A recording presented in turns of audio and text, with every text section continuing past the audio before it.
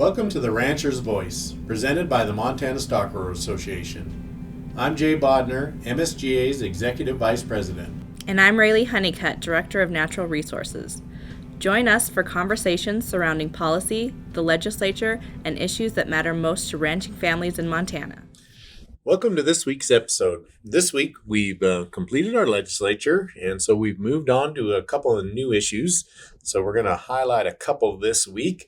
We're going to talk a little bit about just MSGA's collaboration and work with some of the other groups to advance what's going on with the Montana beef accessibility and industry and what we can provide for producers. We're also going to talk a little bit about the big meeting that was held by a lot of the main ag organizations to discuss what's going on with the cattle markets. And then we're also going to touch a little bit about the Biden's 30 by 30 initiative. We have a lot of members that are talking about that, so we'd like to just provide some comments on that. Also, we have a mid-year meeting coming up, so we're going to touch a little bit on the agenda for that and make sure everybody's aware of that and they can come join us. And then we also do have an interview today with Austin Grazier, and he is the Montana Ag Safety Program Director. Yes, and always, as we always remind you, make sure to subscribe to the Rancher's Voice, follow us on social, and make sure to like, share, and comment on each episode.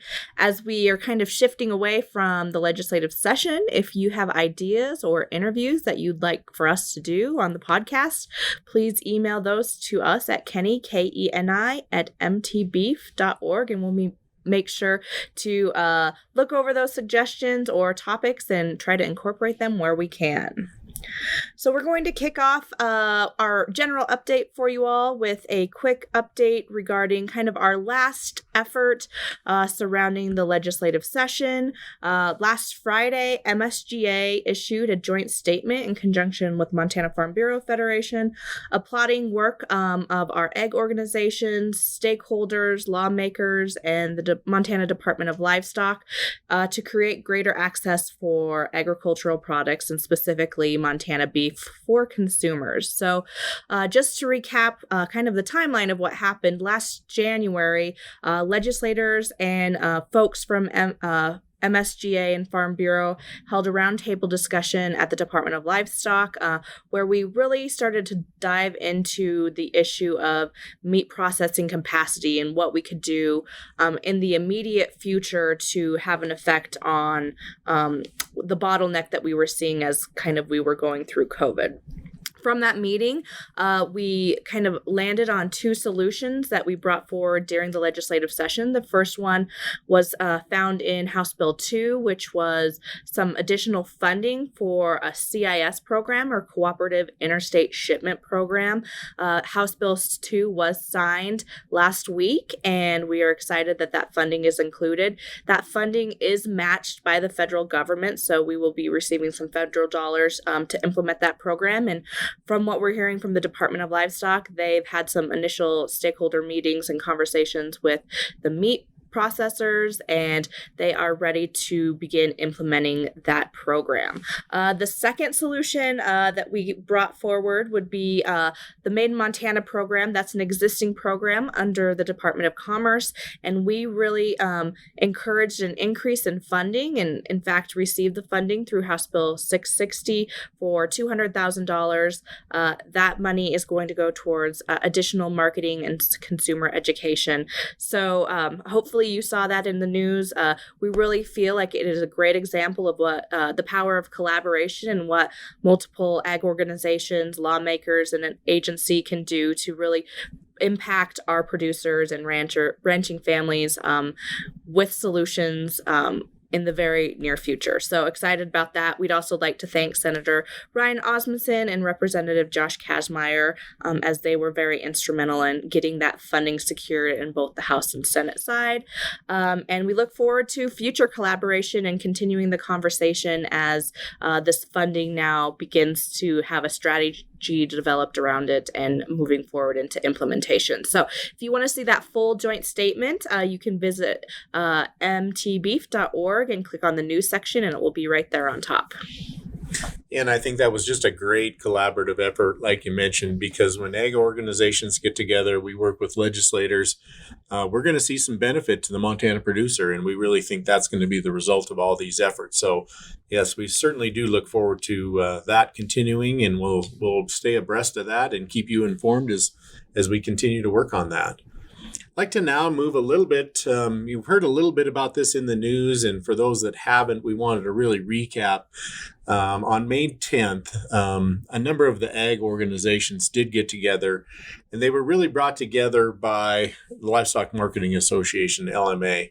So they invited the National Cattlemen's Beef Association, NCBA, American Farm Bureau Federation, National Farmers Union, RCAF, and the U.S. Cattlemen. They brought them together in a room. They met down in Phoenix, and they really got together to talk about specifically the cattle market, and really, are there some shared goals that they can maybe move forward to?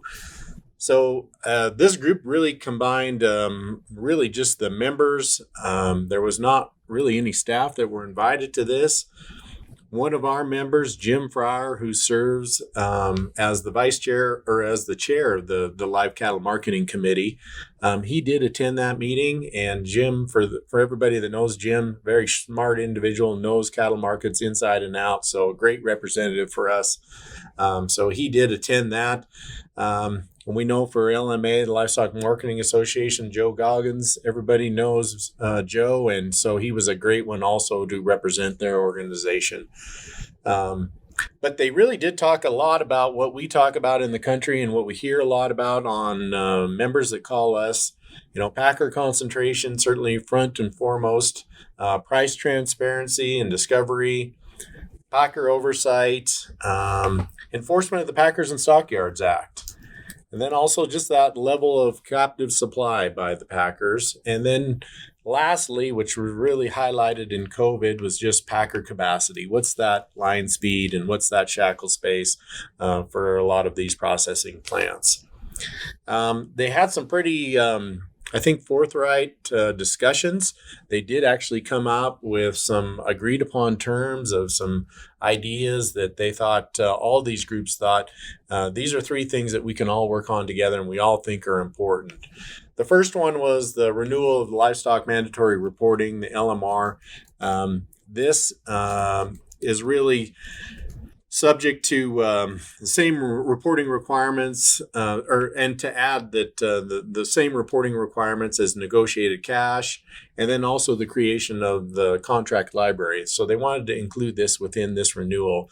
This renewal, the LMR, it happens every 5 years. Last year, it was up for renewal and we got a 1-year extension. So I think there is a lot of interest in making sure that we do get this renewed. And because it is subject, it does provide a lot of reporting information that's very critical to our industry. In addition to that, also looking at the DOJ investigation on the Packers. This has been going on for a while now, and I think while we know that they can't really provide a lot of information on where they are in the investigation, there is a lot of interest to make sure that this is still a top priority. They still get this done. We know that USDA oversight of Packers certainly is an interest by the livestock industry, and so we want to make sure pushing the DOJ to make sure they complete this investigation. And then lastly, it really was encouragement of development or investment in local or regional packers, because we know that these big packers certainly are efficient, but there is a lot of room and opportunity for some of these smaller local regional packers. And that's something I think certainly we would be interested in this part of the region. And so I think all in all, they came out with a pretty good group of recommendations, and we're pretty supportive of them getting together and really coming forward with something that I think everybody in the industry could get behind. Yeah, it definitely was an unprecedented meeting where that diverse of group kind of met together and came to a consensus on a couple issues. So really encouraging moving into the future.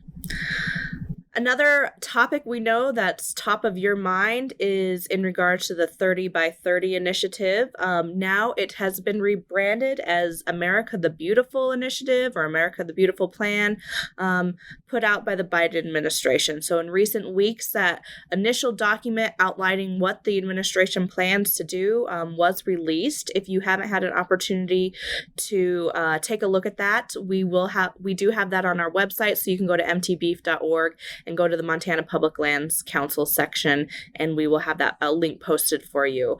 So really, if you're unfamiliar, which I don't think many of you are not too familiar with this because we've received a lot of phone calls and emails about this, but the initiative really is to conserve 30% of lands and waters by the year 2030.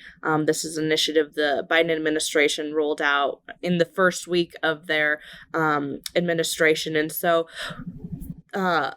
rolling up to our national organization, the Public Lands Council, really did work hard in those first 90 days to make sure that voluntary conservation, private property rights, and public land management were part of this plan. And we did see some success in that. As you read the document, there is acknowledgement of private property and things like that. But the one key takeaway for this plan is that they will be moving forward with the creation of an interagency working group. A lot of details about that working group are yet to be shared, but we want to let you know that we are tracking that and working with our collaborative groups to make sure that we are on top of the opportunities when they arise on how we can engage with that interagency working group. Lastly, we just want to also share an opportunity for you to kind of voice your concerns and opinions regarding this. The National Public Lands Council will be hosting a producer discussion around the Western states to hear from you and your concerns. And we really encourage you to kind of attend and participate in the Montana discussion, as it will help us inform next steps and priorities working on this 30 by 30 initiative. I currently serve on the National Public Land Council working group for 30 by 30, and so all of your input will be valued, and we definitely want Montana's opinions represented. So the Montana call for this producer discussion will be with Wyoming, South Dakota, and North Dakota, and it's set for Friday, June 18th at 8 a.m. Again, you can go to mtbeef.org and the Public Lands Council section.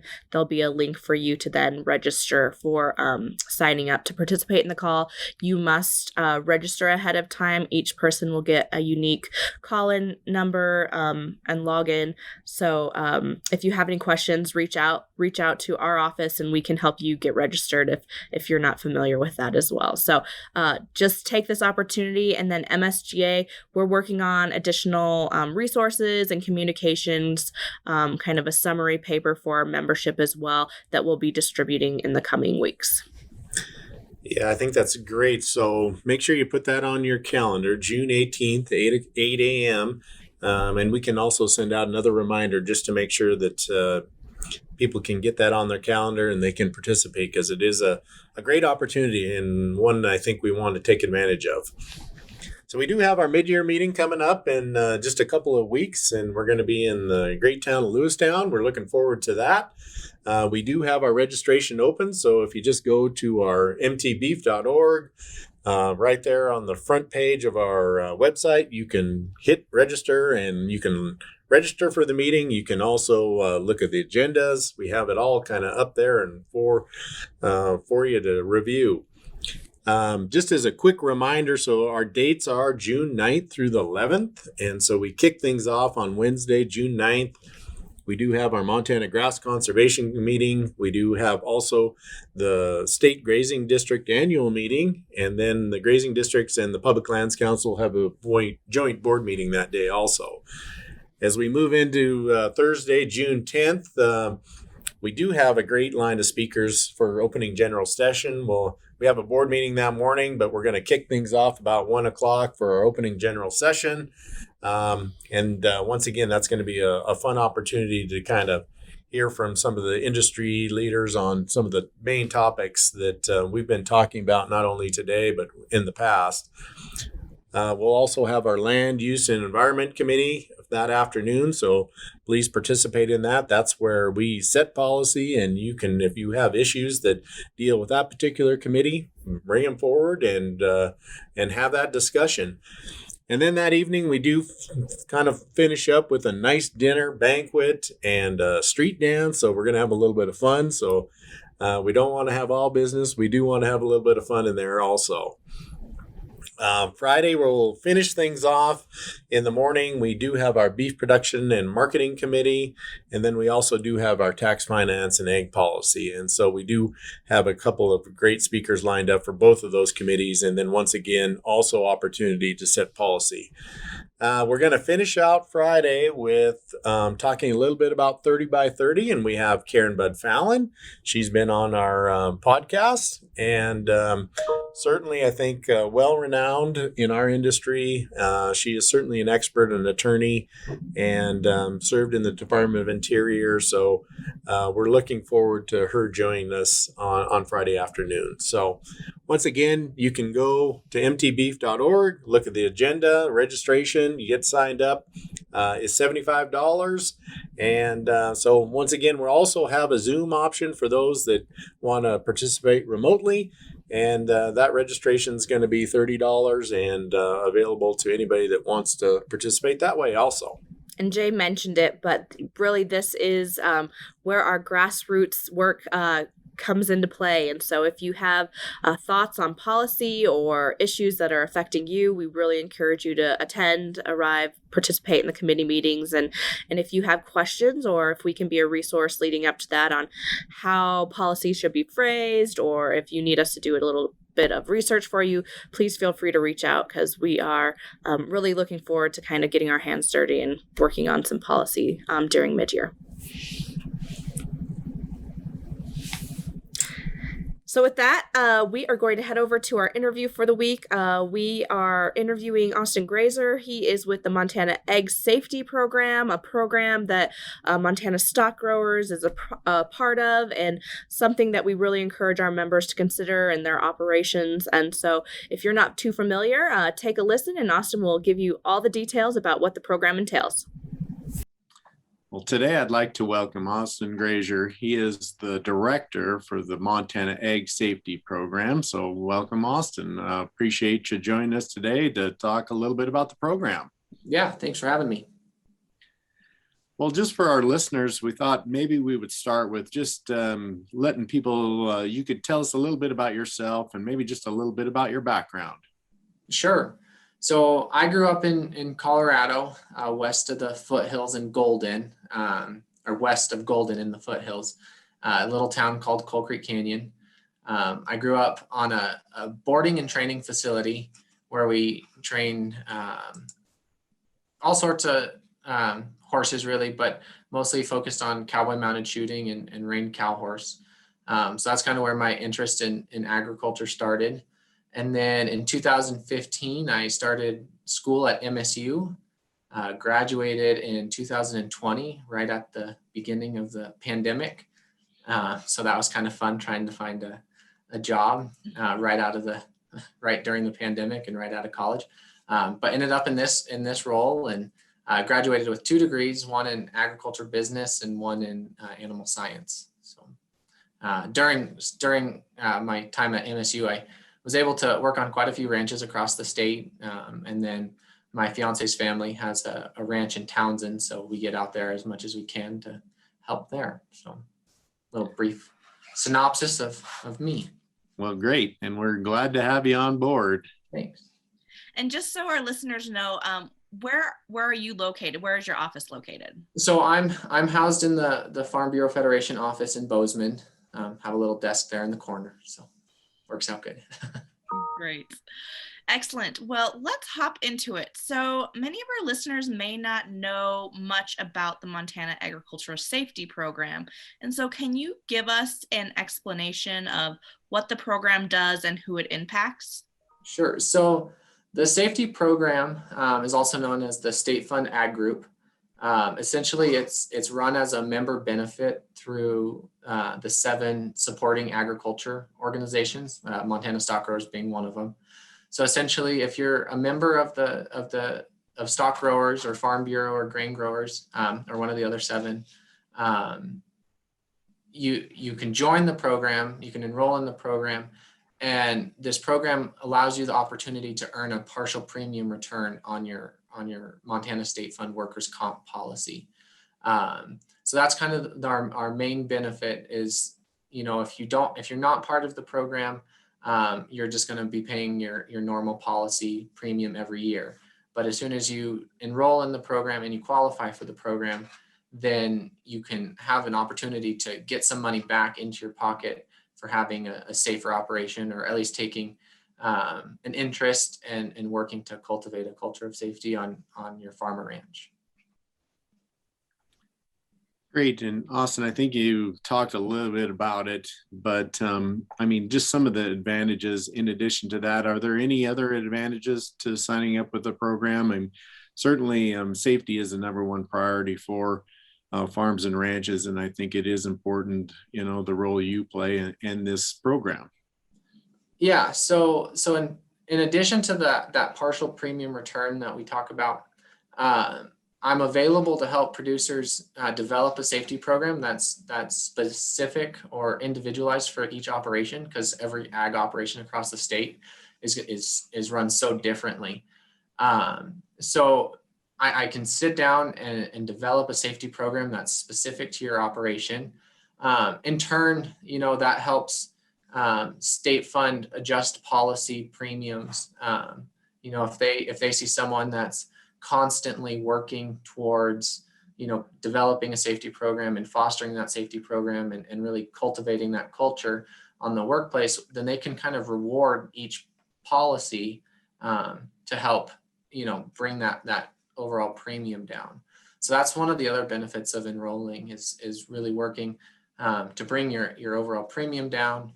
And then on top of that, when you start working on a safety program, it just it builds upon itself, where, you start seeing fewer claims on the workplace. And then you see fewer lost days of work. If someone gets injured and they can't move for 3 days because their back is hurt, well, that's 3 days of lost work, which, that's always, with as much as there's always to do on a farm or ranch, 3 days is a lot of time. So, it kind of compounds on itself. And there's a lot of just added benefit to working with a safety program and getting enrolled, on top of just that big partial premium return that you can see as well.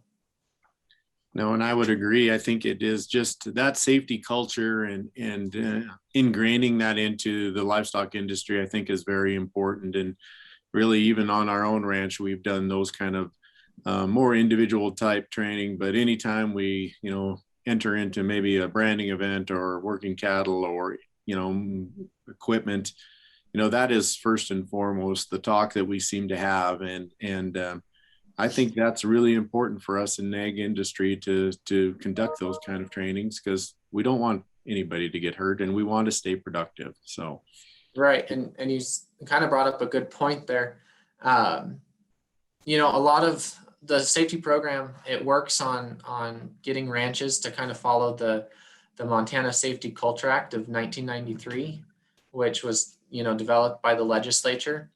And one of there's 6 requirements in that Safety Culture Act, but one of them is just continuous refresher trainings. And, you kind of said that you have one before branding or before harvest or whatever. And that's they only have to be like 5-minute or 2-minute, little brief discussions that you have with everyone that's about to help. And that's just one little portion. So it's not like these safety programs take, a whole day to complete. They're just, constant reminders, throughout the year, right before you kind of write a season's change or whatnot to cultivate that culture and try and increase workplace safety on Montana's farms and ranches. So you mentioned enrolling, and as you know well, one more piece of paperwork for our folks to fill out is one more thing for them to do. So can you walk us a little bit through how easy the enrollment process is and what people need to do to kind of get enrolled into this program? Yeah, so essentially, if you're interested in enrolling, send me an email, and then I will fill out the enrollment form with your insured name, your policy number, which I can look up, your effective date, and then I'll send that to you all filled out. All I would need is a signature, and then what organization you belong to. So if you're a member of Stockgrowers, there's just a little box that you can check mark that says you're a member of Stockgrowers, and then send that form signed and back to me, and I'll send it off to State Fund, and that's where it ends, and then you get enrolled. There are some qualifying things that I'm not really too knowledgeable about, because that's on State Fund's end. It's, loss ratios and experience modification factors. But for every policy that I've submitted this year, I think I've only had 2 get turned away, and I've submitted quite a few. So I think there's a good chance that if you have a State Fund policy and you're interested, that you'd be enrolled into the program. And then even if you can't get enrolled into the program, I'd be more than happy to kind of set up a program and still work with that farm or ranch, so we can get you enrolled in the program in the following year. Because I don't want to, I view my position as a resource of ag safety, and if there's a ranch that's interested in safety and trying to keep all of our workers safe, then I want to work with them and get them that monetary incentive to keep doing it. So, and that's some customer service if you'll fill out the form for them. That's great.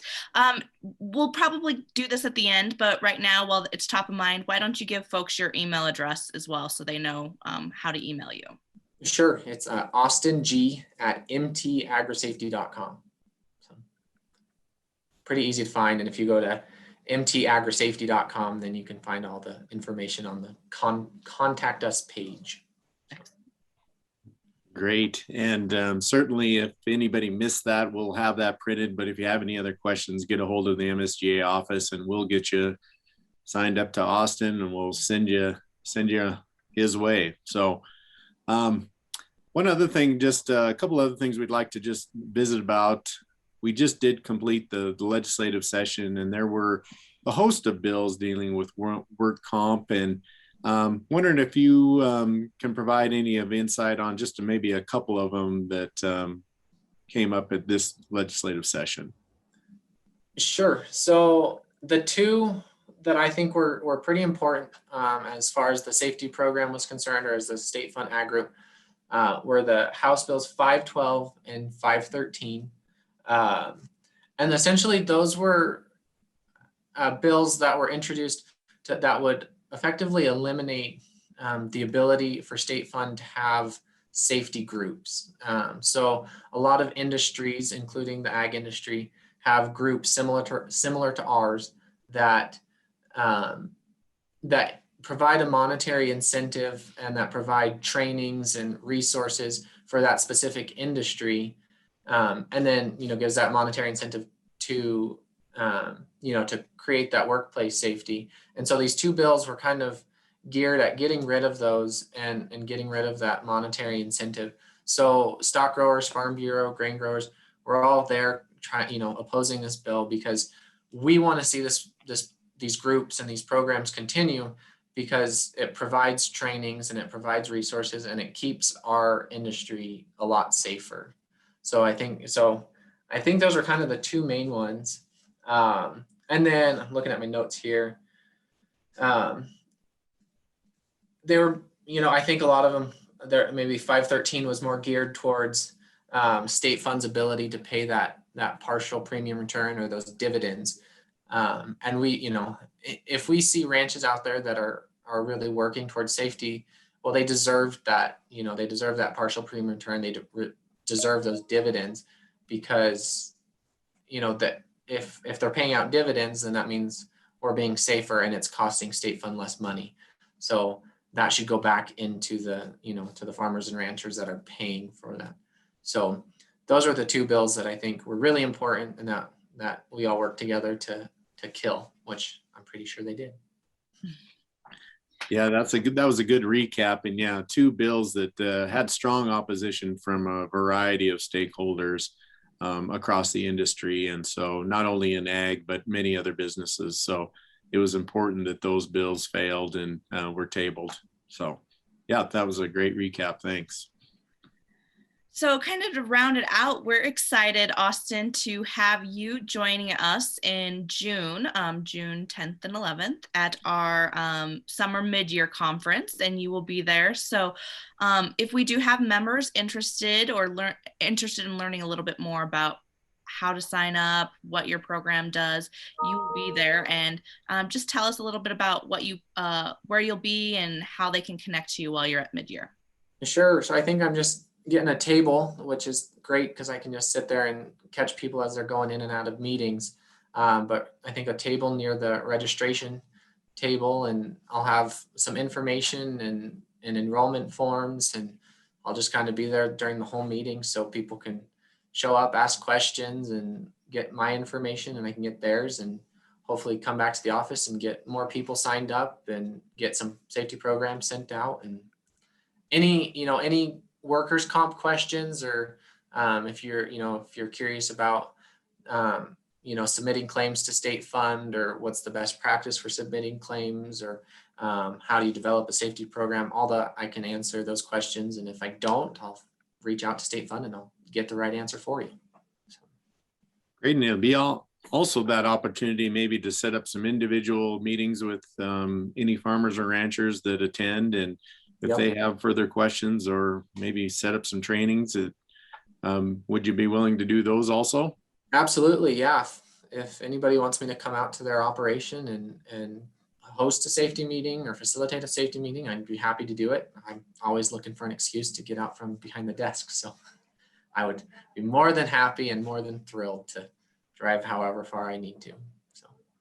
Well, great. Well, Austin, I'd like to once again just thank you for talking a little bit about the program, because it is a very important topic, and I think one that should be at the front of our mind when we're engaging in our normal day-to-day activities on the ranch. We want to keep people safe, we want to keep people healthy, and I think this program provides a lot of benefit, not only for them and for their workers, but making sure that we do a good job out there and we keep people safe. So we'd like to thank you once again for joining us, and we look forward to you joining us at mid-year, and hopefully we'll get a lot of good interaction when you come join us at Lewistown. Yeah, my pleasure. Thanks for having me. I'll see you guys soon. Well, I'd like to thank Austin. I think he did a nice job of kind of providing some background on the program for the Montana Ag Safety Program. And once again, if anybody's interested in that, he will be joining us at mid-year. So stop by his booth and have a visit with him. Yes, and we again like to thank you for listening. Make sure to subscribe to The Rancher's Voice. Follow us on Facebook, Instagram, Twitter, and YouTube, and like, share, and comment on each episode. Again, thoughts, comments, or suggestions, we'd love to hear them at Kenny, Keni, at mtbeef.org. And we'd like to thank you again for listening. Thanks, everybody.